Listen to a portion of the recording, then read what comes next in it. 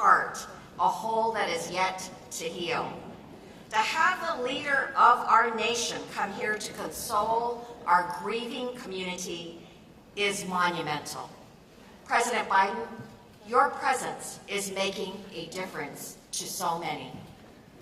It was on Lunar New Year's Eve, January 21st, a time that should have been one of celebration and joy, that a gunman came into our city at Stardance Studio, killing 11 people and wounding 9 others. He then drove to another dance studio, Lai Lai Ballroom in Alhambra, to shoot even more people. Thankfully, Brandon Tsai heroically disarmed him, but then he got away. As our entire city and LA area awoke the next day, the fear and shock was palpable. I was on the ground at City Hall that next morning. I saw the fear in my neighbors' eyes and heard the terror in their voice as they told me they were afraid to go home, go shopping, or even send their children to school. A day-long manhunt ensued, but thankfully, Sheriff Robert Luna and his team tracked him down miles away. Surrounded, he ended his own life. Though the immediate danger of the shooter was gone, Monterey Park and the Asian American community nationwide are still reeling, and we are still grieving. As the first suburban Chinatown in the U.S., Monterey Park holds a special place in the heart of the nationwide Asian American community. That's why it feels as though the attack on Monterey Park was an attack on Asian America. I've met with the victims' families, and I've come to understand how special the victims were. They were mothers, fathers, sons, and daughters. They were all Asian American immigrants from China, Hong Kong, Vietnam, Taiwan, and the Philippines, who worked hard to build their lives here. They did not deserve to be taken from us. But what is making a difference is the community. I want to thank the community for helping so immensely in their recovery. I know many of you are here today, and I especially want to thank President Biden for providing every federal resource possible. From the moment the shooting happened, federal law enforcement resources were here on the ground to help in the manhunt. Then, in the days following the attack, Vice President Harris and senior White House staff were here, bringing condolences from the president.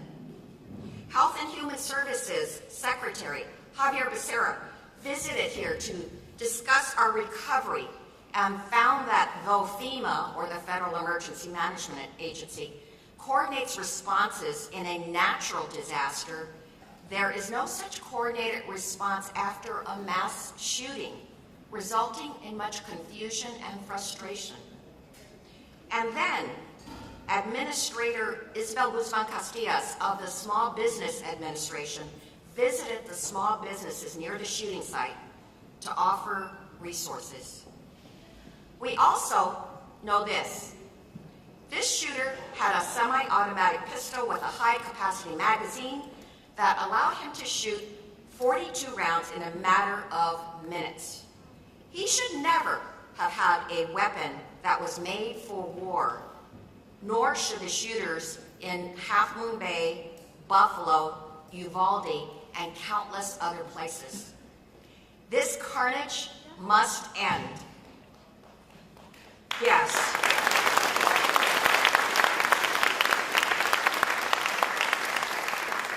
And that's why we must pass a national assault weapons ban.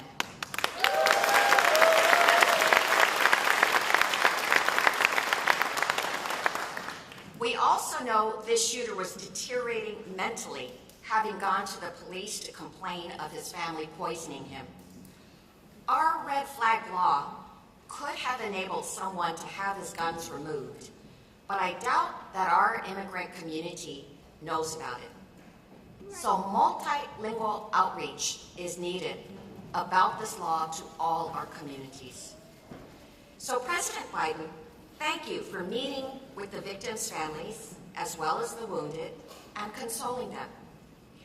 Thank you for being with us today in an ultimate act of healing. Thank you for letting us know that we are not alone. And thank you for continuing to raise your voice for an assault weapons ban in this country, as well as for measures in your gun violence executive order, especially with regard to enhanced red flag implementation and a coordinated FEMA response to mass shootings. We need this so that no other community has to go through what we've gone through. Thank you.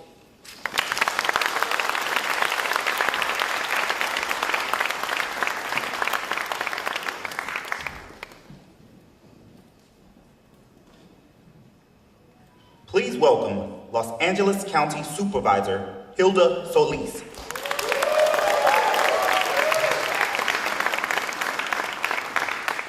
Good afternoon, everyone, and buenas tardes. I'm Supervisor Hilda L. Solis, and I represent the 1st District on the LA County Board of Supervisors. And I'd like to start, first of all, by welcoming President Biden to Los Angeles County, especially to Monterey Park, a city with over 60,000 residents who I am honored also to serve and represent. Thank you so much for being here, the epicenter of a tragic mass shooting. Yes, but, Mr. President, this is also an epicenter of hope and resilience. Here in Los Angeles County, I am honored to have 4 other colleagues sitting on a historic all-women board who, by the way, are all strong gun safety advocates just like myself. Just this year alone, we have unanimously passed 5 gun safety motions, including one you might be familiar with, Mr. President. You and Senator Feinstein put forward 2 bills to ban military-style weapons and high-capacity magazines, in addition to raising the age from 18 to 23 years of age to purchase them. And last month alone, I authored a motion that passed unanimously to support Senator Feinstein's reissuance of these 2 bills. Senate Bill 25 to ban assault weapons and high-capacity magazines, and Senate Bill 14 to raise the age from 18 to 21 to purchase assault weapons. Mr. President, you are exemplifying what we need: strong leadership on all levels of government, to be brave, to be courageous, and to stand with victims and survivors against gun violence. I refuse to believe that thoughts and prayers are going to somehow protect our children and lift our country out of this gun crisis. Your issuance of an executive order on gun control today is a perfect example of what is needed precisely here in America. Every day, we use the authority we have at the Board of Supervisors to keep our 10 million residents safe from gun-related violence, and to support the work of other brave colleagues that you're going to hear from, and you already heard from our Congresswoman, you'll hear from our U.S. Senator, but you'll also hear from our President. And next Tuesday's meeting at the LA County Board of Supervisors, I will be putting forward a motion to support President Biden's executive order. Mr. President,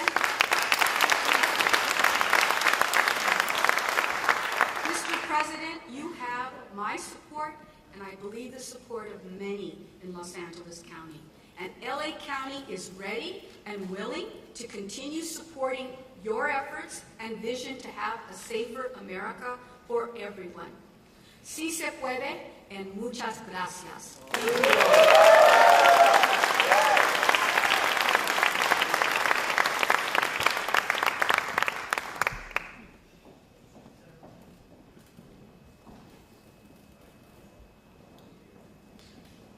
Please welcome Senator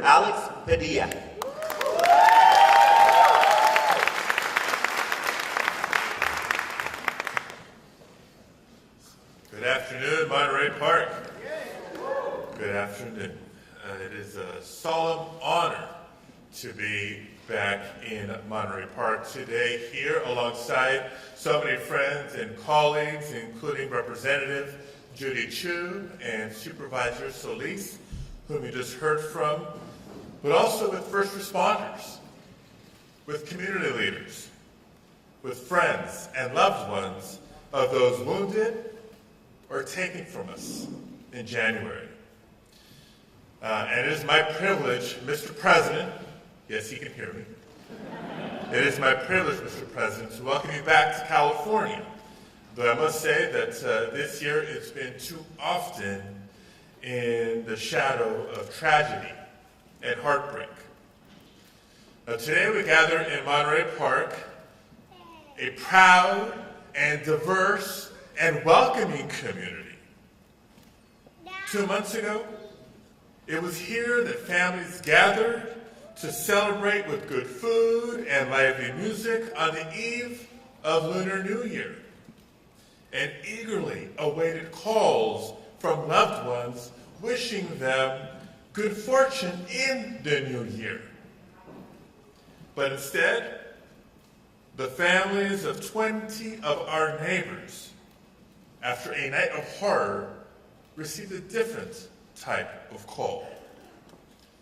That night, as we know, a lone gunman entered the Star Ballroom and claimed 11 lives while injuring 9 others, taking from us parents and grandparents, and making our AAPI community in particular live in even more fear for their lives.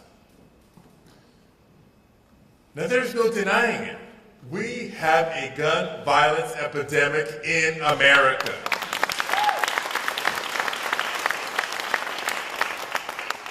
The gun industry continues to work overtime to create a culture of chaos, because to them, American lives are worth less than the profits they make on the guns that they sell.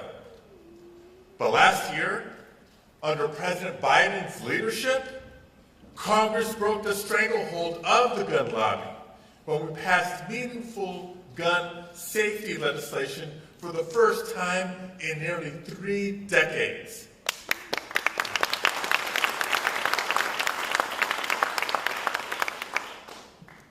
But today, as we gather, not just to remember, we can celebrate the continued leadership of President Biden with his historic executive actions to enforce background checks, to further analyze, get this, to further analyze the despicable tactic of marketing guns to children that the gun lobby is engaged in, but also to make sure that we surge resources for communities like this in the wake of mass shootings. Despite the good that these executive orders will bring, as we all know, there will still be more work to do. That includes bringing back universal background checks. Absolutely. And as Supervisor Solis just mentioned, we should follow the example of then Senator Biden and our own Senator Dianne Feinstein for their work in 1994 in banning the sale of assault weapons, and we should ban high-capacity magazines as well.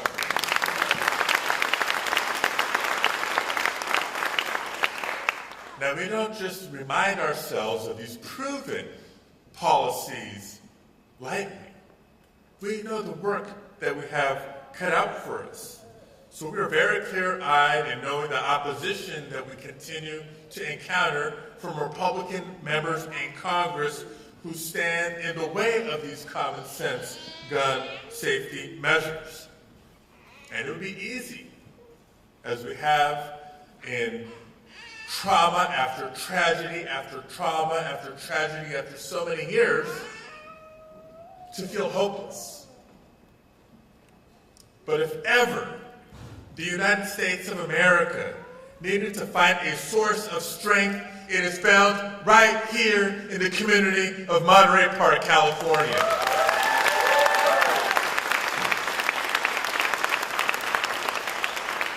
Just think about what we saw, what the nation saw in the days and weeks after the tragedy in January. What we saw was remarkable resilience.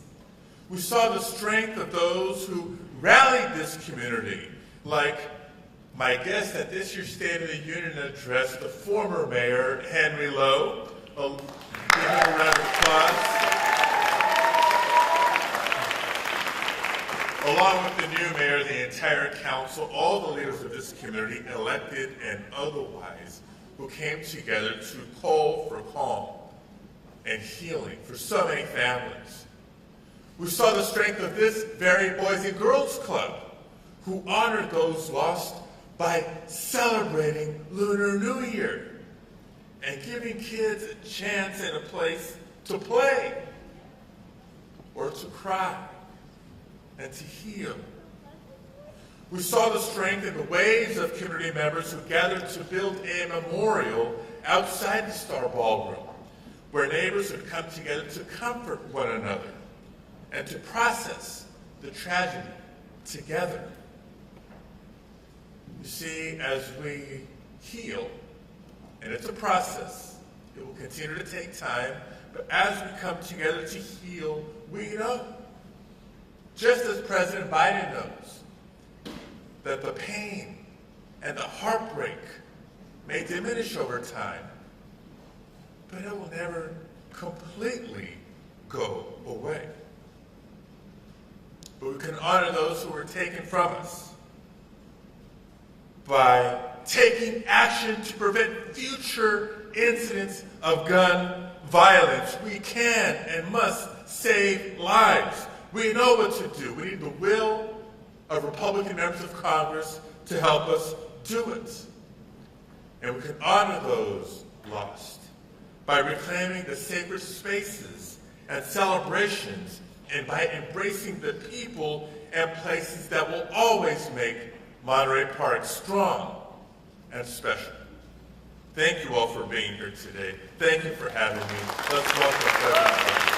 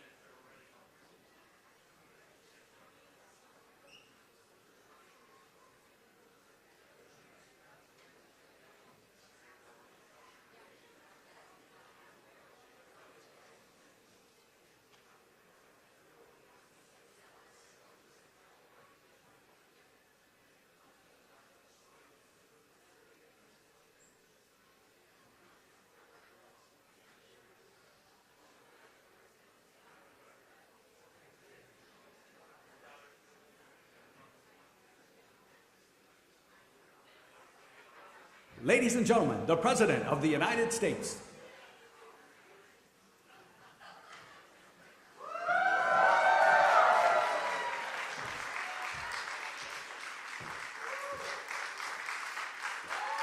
Good afternoon. Thank you. Thank you. Please have a seat if you have one.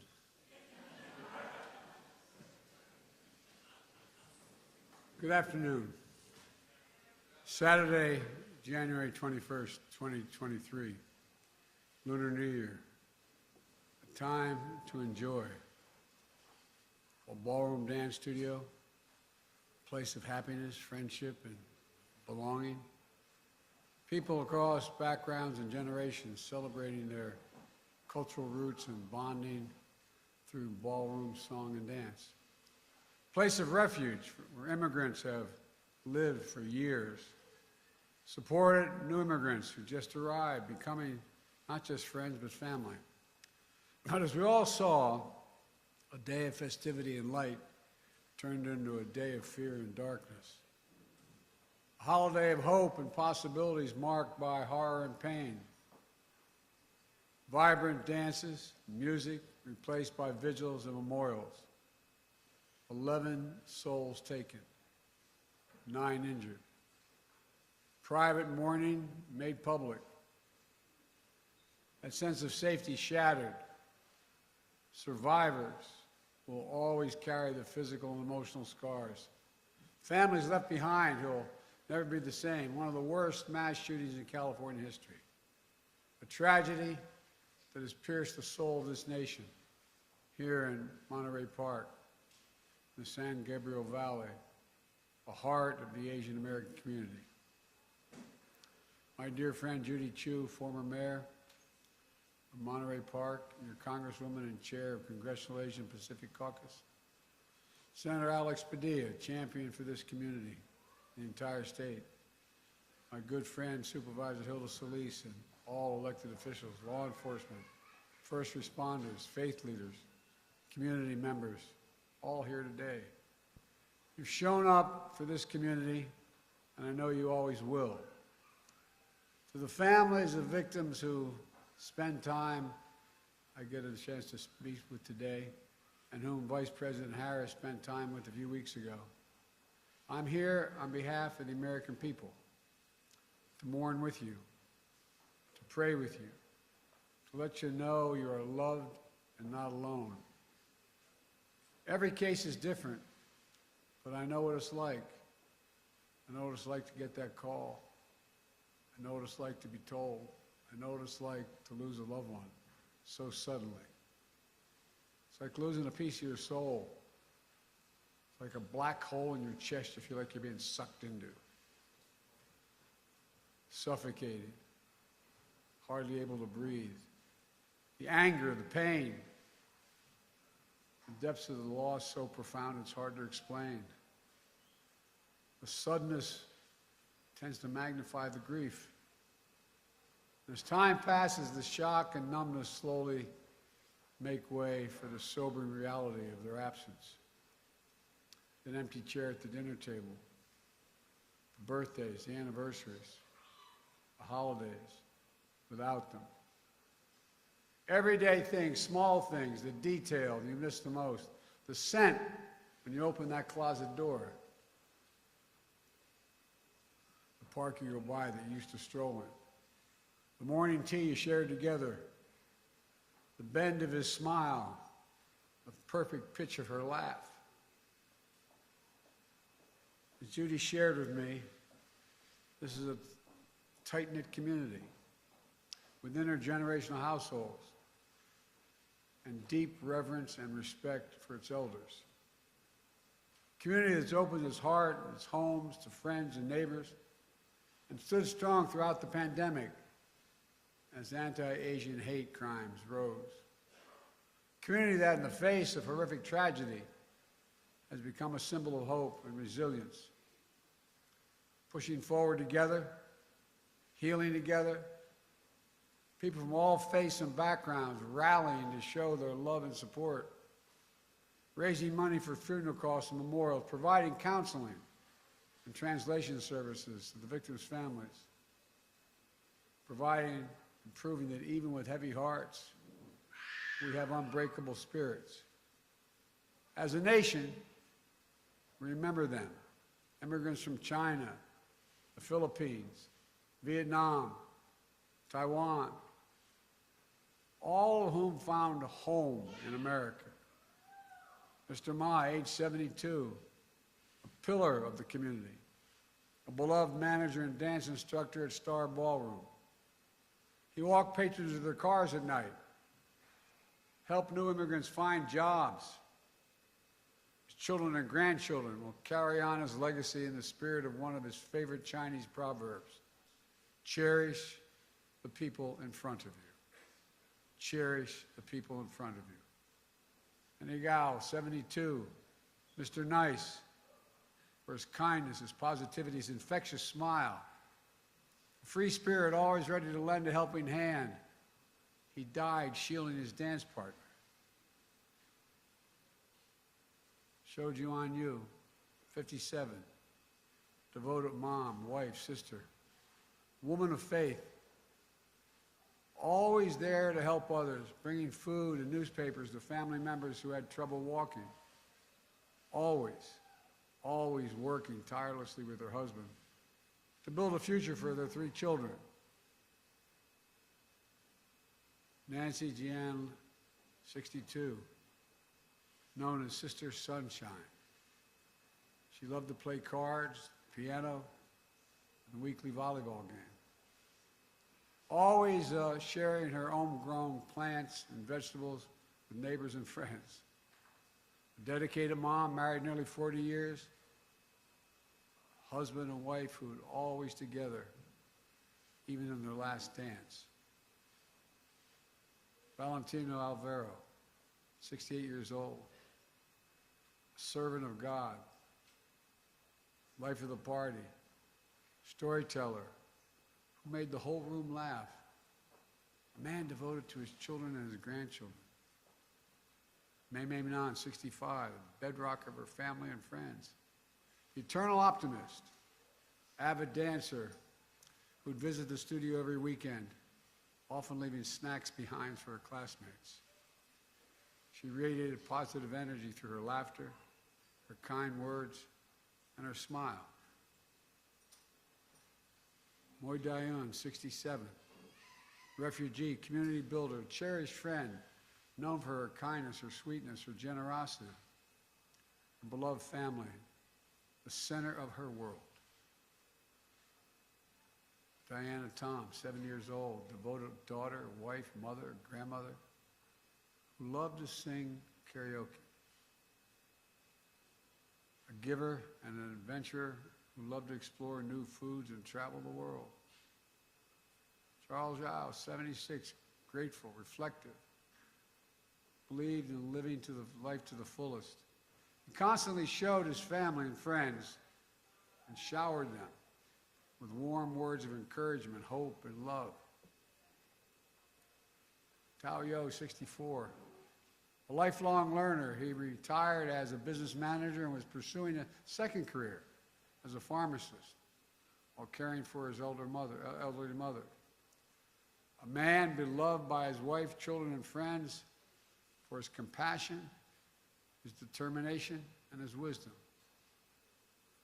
Lily Lee, 63, a matriarch with absolute strength, optimism, and grace. Her daughter wrote, "Stolen is a grandmother whose granddaughter fell asleep many nights nestled between her loving arms. Taken away is the opportunity for her grandson to feel her love and warmth."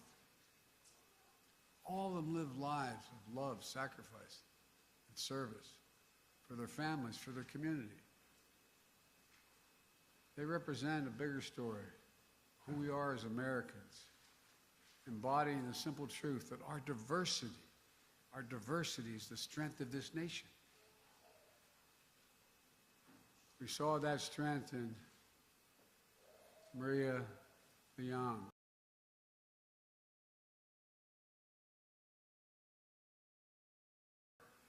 Into creating a warm, welcome space seniors. That strength in Brandon Say, who met me at the airport, whom Jill and I have gotten to know. 20 minutes after the rampage at Star Ballroom, Brandon saw the same shooter walk into his family's own dance studio, just 2 miles away, pointing a gun at him. In an instant, he found the courage to act and wrestle a semi-automatic firearm away. Brandon saved lives. He protected the community. At Half Moon Bay, just 2 days later, he got it.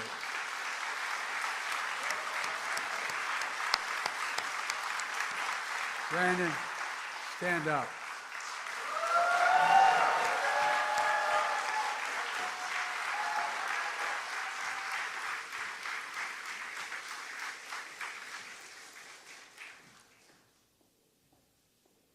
Half Moon Bay, just 2 days later, we saw heroism from police officers, firefighters, and other first responders who rushed into the danger to save lives. As many of you know, Jill and I invited Brandon as our guest at the State of the Union message because we wanted the country to know all of you, not just Brandon, all of you, the character of this community, the faith you have in this community, the pride. We see it in you across all of American life. Just this week, a film about resilience and power of the Asian American immigrant family made history at the Oscars.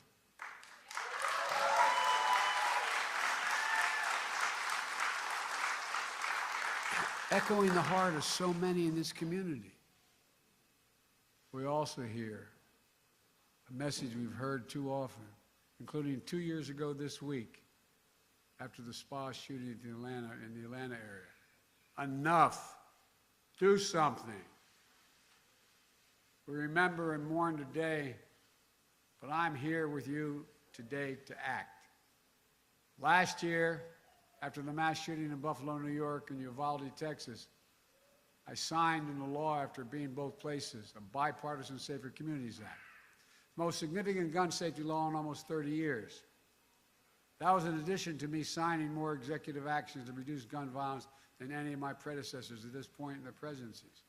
Today, I'm announcing another executive order that will accelerate and intensify this work to save more lives more quickly. First, this executive order helps keep firearms out of dangerous hands, as I continue to call on Congress to require background checks for all firearm sales. And in the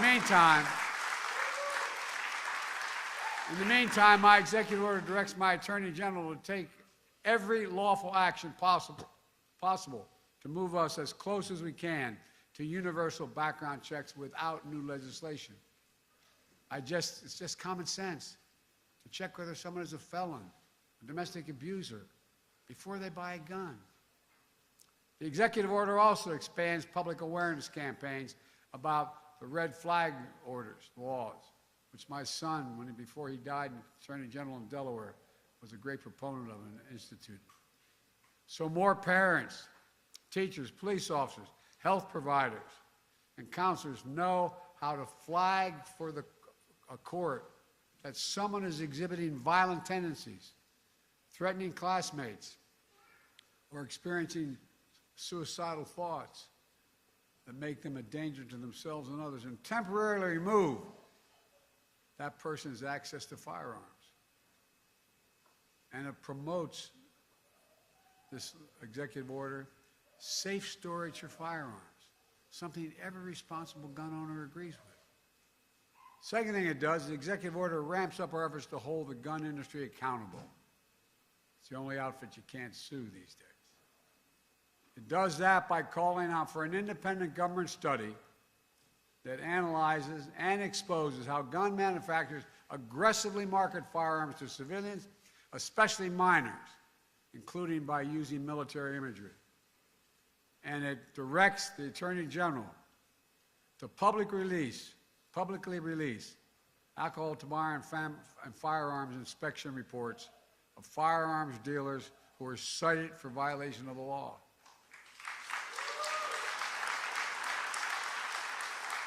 That way, policymakers can strengthen laws to crack down on those illegal gun dealers, and the public can avoid purchasing from them. Third, the executive order improves federal coordination to support victims, survivors, and their families and communities affected by mass shootings. The same way FEMA responds to your natural disaster in California and all around the nation, and it will help folks recover and build after folks recover and build after wildfires and superstorms and droughts. For example, we need to provide more mental health support and grief and trauma, and more financial assistance when a family loses the sole breadwinner or when a small business shuts down due to a lengthy shooting investigation. There's more in this executive order, but I'm not stopping there. Last week I laid out in my budget that we invest more in safer communities and expand access to mental health services for those affected by gun violence. Congressional Republicans should pass my budget instead of calling for cuts in these services or defunding the police or abolishing the FBI, as we hear from our MAGA Republican friends. But let's be clear, none of this absolves Congress the responsibility from the responsibility of acting to pass universal background checks, eliminate gun manufacturers' immunity from liability. And I'm determined, once again, to ban assault weapons and high-capacity magazines.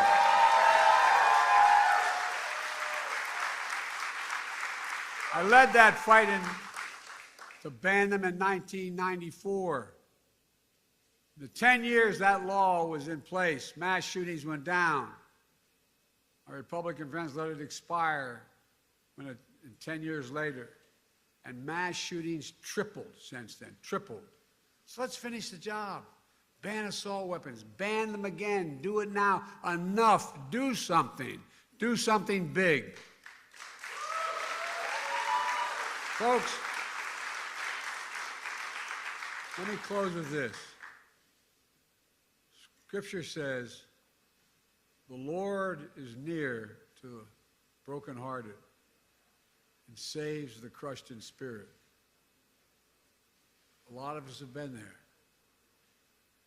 As you gather here today, I know your hearts are broken, but I know your spirits are strong. And as you remember and heal, I know the light of your loved one is once again going to lead you forward. It takes time. I tell everyone, at least it did with me, it takes time. But I promise you, the day will come when the memory of your loved one brings a smile to your lips before it brings a tear to your eye. A tear will never fully go away. But when you had that smile first remembrance, that's when you know. That's when you know you're going to make it. You're going to know you're going to make it. My prayer for all of you is that day will come sooner than later, but I promise you, it will come. God bless you all. I admire you so damn much.